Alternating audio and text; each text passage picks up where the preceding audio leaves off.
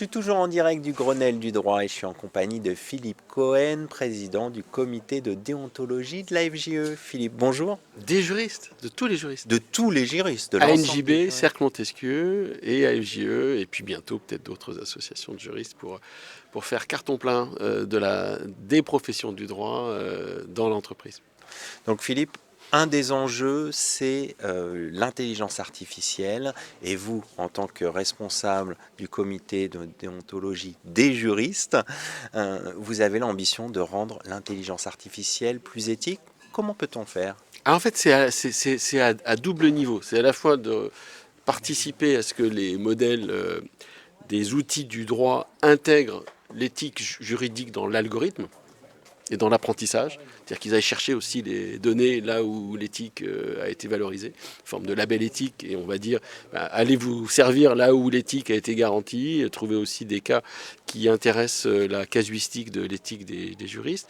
Et puis dans l'autre sens, c'est intéressant aussi, c'est de voir comment est-ce que l'IA générative peut aider à contrer les comportements qui ne sont pas conformes à la déontologie et au code de déontologie des juristes, puisque nous sommes, je vous le rappelle, la seule profession dans les entreprises, le seul département qui s'est doté d'un code commun, supérieur, on va dire, à la fois au niveau national et au niveau européen, c'est celui que j'avais fait avec les CLA en 2014, de règles éthiques et de déontologie. Si moi je me tourne dans mon entreprise vers le département des RH, la finance, les ventes, le procurement, le marketing, je ne sais quoi, ils ne pourront pas dire comme nous qu'on est régi par des règles de déontologie garanties communes. Ça, c'est un plus, c'est à nous de le valoriser. Et je pense aussi que l'IA peut aider dans l'entreprise à faire des red flags, et à alerter en disant, attendez, là Attention. la machine nous fait dire que ce mail, que ce comportement peut contrer des règles éthiques qui sont portées par les juristes. Alors vous avez évoqué le code de déontologie.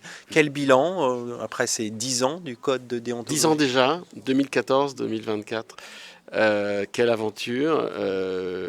D'abord, c'est dire qu'on se recule, puis on se dit, tiens, le travail avec les bénévoles qui ont fait ces textes, ces recherches, ce qu'on appelait les déontoplumes, qui ont fait à la fois le code européen, le code français, le corpus explicatif, et puis, depuis octobre 2023, cette ambition qui a été de former en e-learning tous les juristes de France, ce qui permet aussi de comprendre mieux comment est-ce qu'on appréhende les règles éthiques de la profession. Un e-learning aujourd'hui qui fait carton plein, donc c'est très important parce que c'est un nivellement, une espèce de commun pour tous les juristes, de se dire je suis formé, je suis certifié, et chaque 2 ans, je vais aller chercher mon complément de formation. Et ça veut dire qu'il y a un intérêt.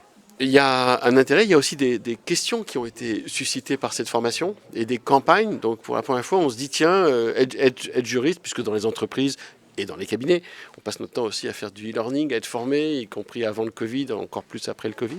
Et aujourd'hui, on sait que être formé, c'est finalement faire un peu de l'entraînement. Il y a un côté muscler le corps du juriste, c'est toujours intéressant. Bien sûr. Ça permet de vivre en bonne santé en termes professionnels. Et ce qu'on a envie de faire, et puis peut-être qu'on le fera avec le monde du droit, c'est de faire des modules complémentaires. C'est-à-dire des modules pour aller plus loin sur l'indépendance, sur comment est-ce qu'on forme ses propres équipes, comment est-ce qu'on crée des référents de déontologie dans chaque département juridique, comment est-ce qu'on travaille mieux avec les autres professions du droit. Je crois beaucoup à l'interprofessionnalité. Et puis j'aimerais en venir à un point important, c'est la formation.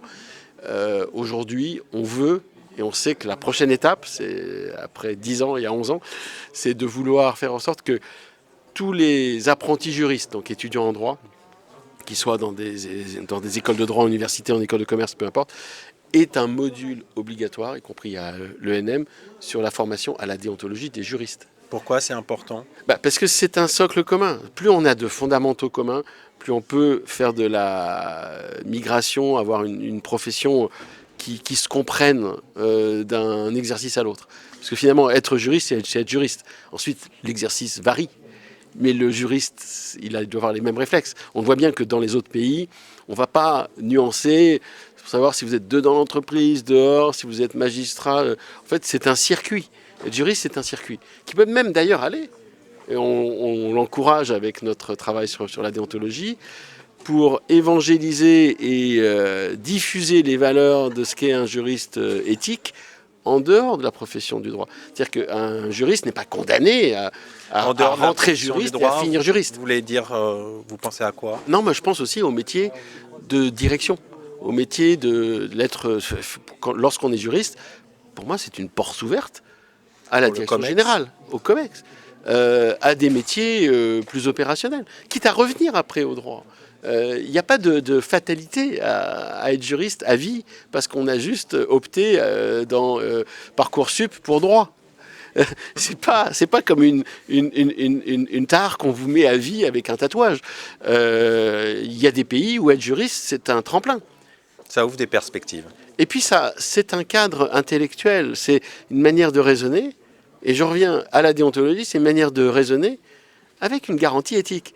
Et finalement, le monde actuel est un monde un petit peu effrayant parfois, un petit peu trouble, chaotique. Il y a beaucoup de mutations. Il y a beaucoup de problèmes, il y a beaucoup d'involutions, de révolutions, de dissolutions. Donc l'idée, c'est de garder un socle avec une colonne vertébrale. Et cette colonne vertébrale, il y a très peu de professions qui s'en sont dotées d'une aussi solide et aussi agile.